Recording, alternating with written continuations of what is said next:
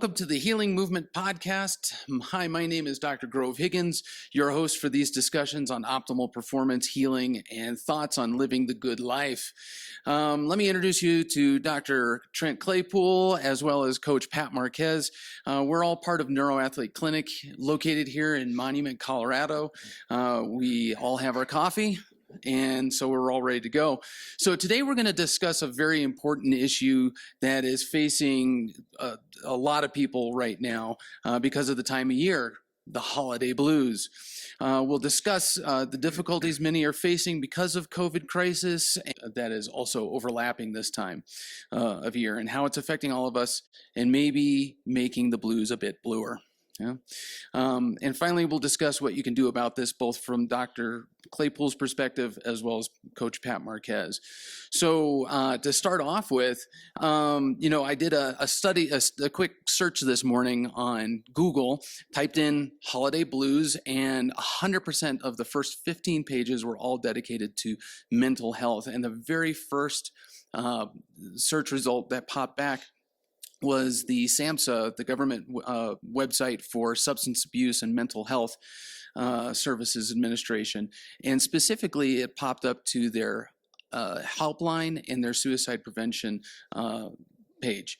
So obviously, this is a significant problem and a serious problem for many. So Dr. Claypool, can you kind of briefly tell us what is the holiday blues, and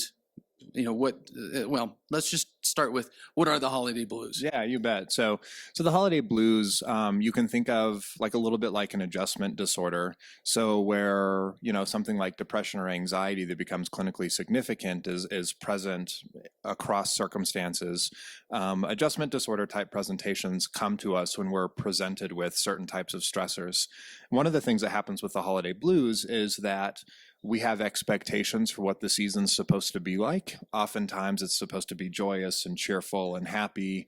And at the same time that that's going on, we're presented with financial stressors, commercialism, for some people, maybe some iterations of family stress that they're not normally exposed to. And so what we have is that people have these expectations of what they're supposed to feel, mixed with oftentimes increased stress from work, school, in this season, COVID. And it leads to an increase in anxiety, sadness, depressive-like symptoms. And so what we want to do is make sure we differentiate what is the holiday blues, which is this reaction to a stressor like the holidays that is not that will go away once the holiday ends and once they get through the stressful period, which is how we differentiate that from, say, depression, which would be more long lasting and having a bigger impact on somebody even after the holidays. Gotcha. Let me ask you something, Pat. You retired military, and one of the things that he didn't mention in there, but is really prevalent with people in the military, is separation. Right? They might be on deployment. They're just, they can't get back home and such like that. How does that affect people that you were working with while you were in the military? How did that affect people? How did it affect you? Well, people can be very different, but for me, in my 2 tours in Iraq, actually in between 2003 and 2005, I actually missed 2 Thanksgivings, 2 Christmases, 2 birthdays, 2 New Year's, 2 wedding anniversaries, like right in a row. Right, I came back in between those 2, but I was gone throughout the holiday season, actually both times. And early on in a deployment, it's usually not as bad because you're still very active, right? And you're still doing a lot, learning what the job is or what the missions are and things like that. But as time goes on, it gets a lot harder. And so a lot of it depends on how busy you are with things that are actively engaging you, mentally and emotionally and stuff like that. But so one thing we would try to do is try to not only maintain the operations we were doing, but also to force downtime, actually, and give the chance for the soldiers to actually relax at different times, and try to alternate it between units and things like that, because you still had a job to do, obviously, and it was a 24/7 job. but giving them downtime and like together. Right. And so that's, probably comes back to some of the things Dr. Claypool will talk about on feeling connection with other people. And so in a relaxed environment, not just connection with other people when you have 40 pounds of gear on, you're rolling in an up armored Humvee and with live ammo, but when you're just separate and able to relax a little bit. So in that context, which was obviously a little bit different, that's kind of how we try to deal with that through the holidays and make like special or new abilities for them to connect back to home, which was important, whether that was satellite, and nobody was Zooming back then, but, those kind of things where they were actually had more opportunities to call home and spend more time talking to family and friends and things like that. Dr. Claypool, can you also talk about the overlap? Because especially right now, weather's changed. We don't have as much sunlight. How much does seasonal affective disorder and other physiological things that the season brings on affect us right now? Yeah, absolutely. So I've always remembered this from my neuroanatomy class because I love the name, but there's this little piece in the brain called the suprachiasmatic nucleus. And its job is to monitor our direct exposure to sunlight, and it regulates our body clock and our sleep-wake cycle off of that. And so one of the things that we see happen is that people will have an increase in sleep disorders and insomnia when the amount of time that the sun's out and they're exposed to it, particularly early morning sunlight, it's really sensitive to that. And so what we find is that when people's sleep schedule gets off, that has huge implications for also their emotional and mental well-being. Yeah. So given all of that, we do see this huge shift with, I have people sometimes ask me if seasonal affective disorder is a real thing, and it's absolutely a real thing. One of the things I also notice with a lot of the people I work with who have tendencies to head more towards the depressive side of things is that they often have times eating, a healthier diet, and eating just, more whole foods and things that are good for them. Like they're able to keep that routine in the summer pretty well when they're active, when they have all that sunlight coming in. But it's something they struggle with once we get into the winter months. So something that Dr. Kano and I work on here a lot actually is not only educating people about that, encouraging them to, one of the beauties of Colorado is that we do have good sun exposure, especially in the early morning if you can get out. But we also work on, some of the indoor lights that can sort of stimulate that suprachiasmatic nucleus to get some of that same stuff going. So Absolutely, it's a real thing. Gotcha. You'll probably use that in one of your tips at the end here.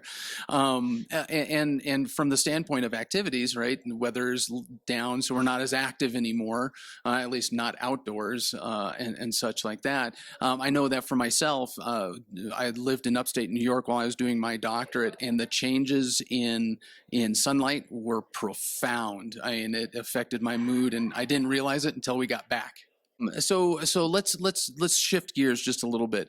Right now, overlapping with all of this is, of course, the whole COVID thing, which has got a high amount of anxiety attached to it. Could you tell us real quickly? Actually, let's start with you, Coach Marques. What are you seeing when you're talking to people, both in the rehab setting as well as in the performance setting? How is this, this background of COVID affecting people in their behaviors and their ability to fix themselves and do their rehab or even just perform?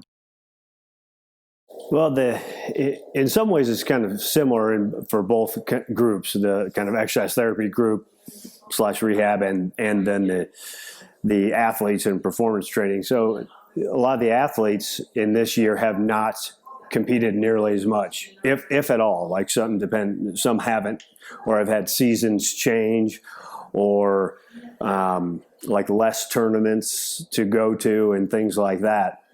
So that becomes very stressful, actually, whether they realize or not, because they're a performing, I'll say performing athlete, because as we know, everyone's an athlete, right? So, but if you're a performing athlete, you go out and do competitions, whatever your sport is, whether it's, softball, football, track, etc., then a lot of their competitions have been limited, so that becomes very stressful for them. And Dr. Claypool talked about stress levels, and we often use the term threat intermittently, or interchangeably, I should say, with stress, right? So we think about a threat bucket, and as that fills up, we think about your nervous system as this bucket. So as that fills up, then that becomes more, you have more and more bad outputs from that. So whether that's pain or or in this topic, right, depression, anxiety type symptoms, that becomes harder to handle. So the athletes have had less competitions. They're not doing what they want to be doing as much. And so you can see that affecting them, right? And so a lot of the advice I give them is about using the opportunity then to do a little bit more focused training. So you might not be able to get together with your team as much as you normally would, but there are a lot of individual things you can do to improve your skills and work on your skills, maybe do things you hadn't done before, like sports vision training, which is hugely beneficial and not used nearly as much as it should be. But take this opportunity to do those things and do as much of it outside as you can, ideally, with weather permitting. Well, with the folks who are, kind of our pain clients, people are coming with dysfunctions that we're trying to fix through exercise therapy, then, from that side, maybe they're not going to the gym that they used to go to. So the programs that we wrote up for them that got them to the gym, The social circles that they built there. Yeah. Exactly. Those things are lessening. So what we have to do is then try to figure out ways that they can do the things that they need to do at home, or get outside more to do those things, when the weather permits and things like that. Because just like Dr. Claypool talked about, both the sunlight and the air, things like that makes a big difference to how you feel as a human being. Right. Yeah, most definitely. And then adding in on that, I mean, some of us don't feel like we're affected by all this COVID stuff, but I have a feeling that somewhere in the back of our brains, we're all a little worried. We're all definitely more conscious of things related to this right now. How is it affecting people subtly, right? Besides the obvious practical things that have occurred, how is it changing most of us, and what should we all be aware of, and how it is affecting us before, we should call somebody like you, or ask for help, or at least just reach out to other people? Yeah, there's probably a number of ways to conceptualize this, but as you were asking that question, one of the ones that came up to me was you could almost think about this as having a chronic stressor in your life, or the same way that people might relate to chronic pain. And it's one of those things that even if you're not overly conscientious of it in the moment, it still has an impact on your daily functioning. And I found with, to 100% of my clients, and I see, about 25 a week right now, every single one of them is impacted by COVID in some way, including myself. And for some of us, that's just the awareness of, if I was exposed, what do I have to go do? How do I protect my family, right? Like that was my story this last weekend. For other people, it's my extended family members can't get sick because they have serious conditions. And so even though that person may not hold any personal fear of it, they now are conscientious of passing that along. And then still for some others, they're actually struggling with some of the cultural issues surrounding COVID, of what does it mean to wear a mask, and what do I do, confronting this person who wants to come into my home and not follow our COVID rules and guidelines. And so really every little aspect of COVID you can sort of see as this little thing that sort of sits on your nervous system and requires some level of attending throughout the day. You can think of your amygdala like your brain's smoke detector. And one of the ways I think of this sometimes is it's like there's just a little bit of smoke in the air, so that amygdala might just go off just a little bit easier, alerting you to danger. And so that's kind of conceptually where I see the impact that COVID's having for most people. And then for some people, it could be triggering even bigger responses if they have some immediate fears, and or for people whose nervous systems are already very, very taxed because they do carry diagnoses like chronic PTSD and things like that. Right. So it just adds another layer in on top of everything else. So, Yep. and so then adding that layer of COVID anxiety to holiday blues, it's just got to make it a lot worse, especially with the separation, because we can't be as social. Even, I mean, Zoom is okay, but it doesn't substitute from being in the same room with people and such like that, and people not wanting to travel and such. Yeah, I think one of the things that's really important to mention here is like we look at how the nervous system performs optimally, and it's when this thing called ventral vagal is running the show, right? And the theme to remember about ventral vagal is a story of connection, and we show up to the world with curiosity and awe and wonderment. And when we lose that, we go into a story of protection, or maybe even a story of disconnection if we get really overwhelmed.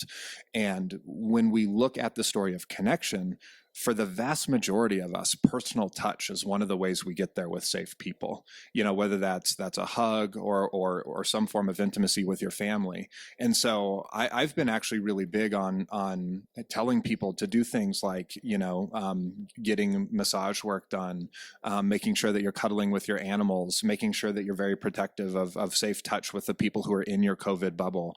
Because it is one of the ways that our what we call neuroception, our awareness of safety, actually does come through physical sensations too. So it's a nice way to keep that connection. Yeah. Yeah.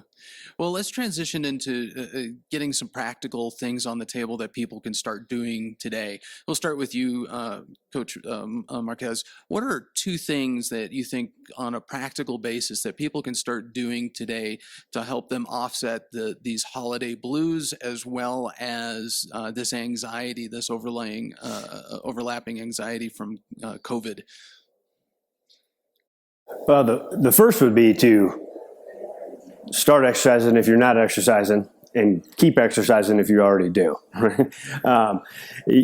Exercise, it has been, and over the last few years, we've seen, cover stories on, between Time Magazine and other things about how exercise is the new medicine and things like that.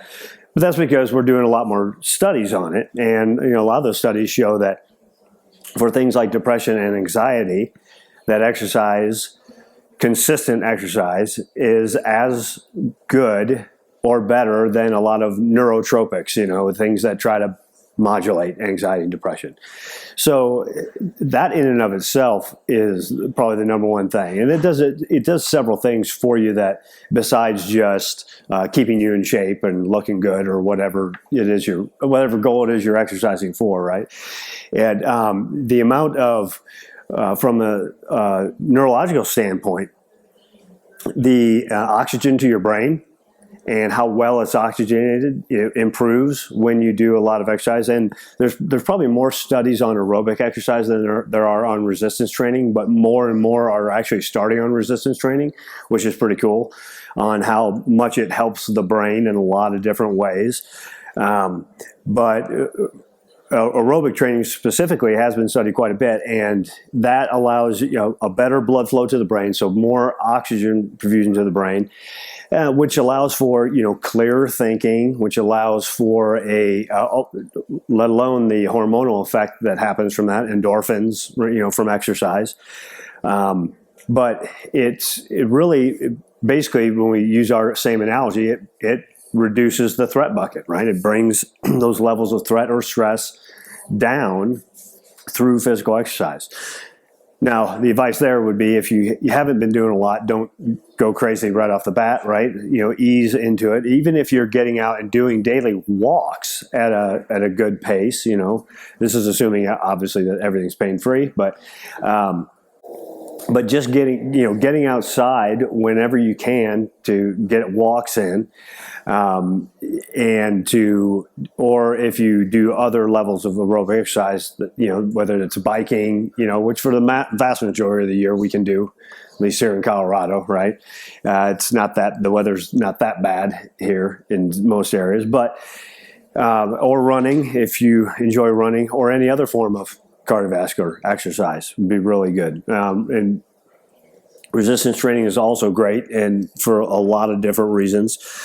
But that would be the number one thing first, would be, actually start exercising and do something physical on a daily basis as you go through this season, right? We tend to get busy with a lot of other things like Dr. Claypool talked about.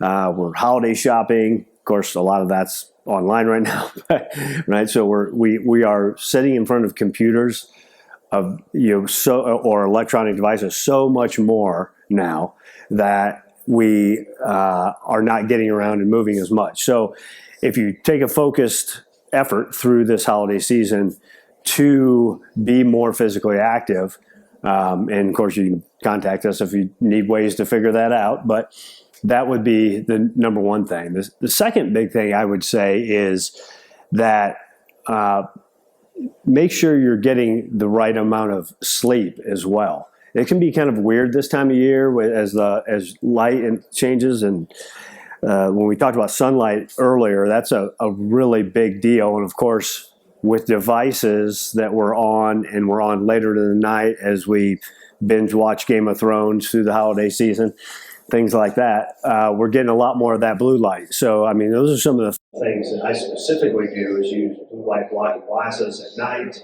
to ensure that my normal circadian rhythm and the sleep cycle and the light sensitivity isn't activated right before I'm trying to go to bed. That's a really important thing. So your sleep hygiene is really important. Being consistent on sleep times and minimizing blue light as much as possible before sleeping.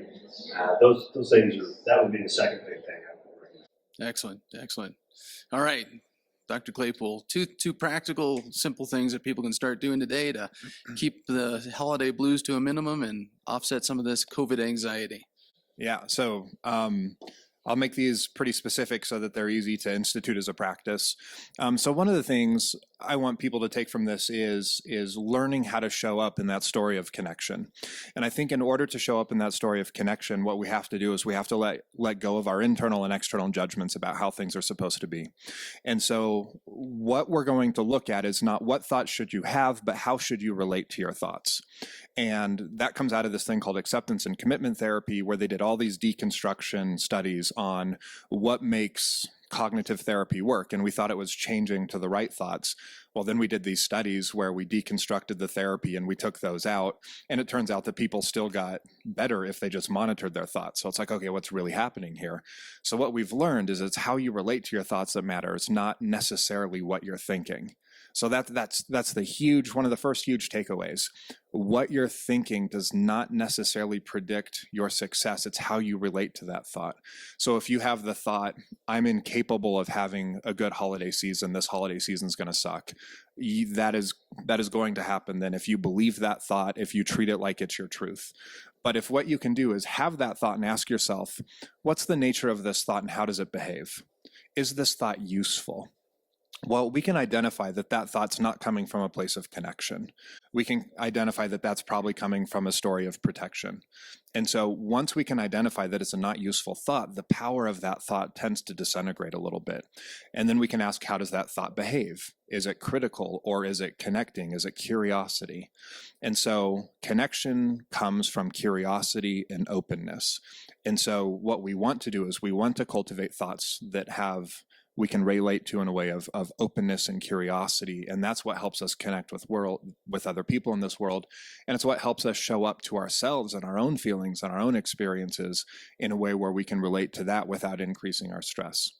So asking yourself those thoughts is really important. The other thing that really helps there is starting to institute a practice like a daily meditation practice, 5 to 10 minutes. And I particularly recommend mindfulness, because mindfulness at its heart is about learning how to show up with compassion to yourself. And the practice of self-compassion that we are all deserving of at all times is inherently healing, and it helps us get to this place of connection and curiosity. And so, Calm, there's some other good apps out there. We do some heart math training through biofeedback that actually shows us how to regulate our heart-brain connection and sort of take that sort of training to the next level, is all really helpful stuff. So learning to relate to your thoughts to move into that story of connection. How does this thought behave? Is it useful? And then starting to institute some sort of meditation practice like mindfulness. Gotcha. And maybe we can put together some links that we can put in with the video and the podcast. So, oh, excellent. All right. Well, thank you very much, gentlemen. This is a really important time of year to be discussing this, because there's a lot of people that are suffering from this. So if you know of anybody, including yourself, that are having issues with depression during this time of year, and that anxiety of not being able to be around friends and family and such, reach out to them. And if you need that yourself, reach out to your friends and family. Zoom is not the best substitute for connection, but it is at least a connection, and you can make it meaningful. So there's a lot of great tips and tricks out there on how to connect over video and such. But reaching out to somebody and having those conversations, and making sure that you are looking out for other people in your circle of friends and family are really, really important.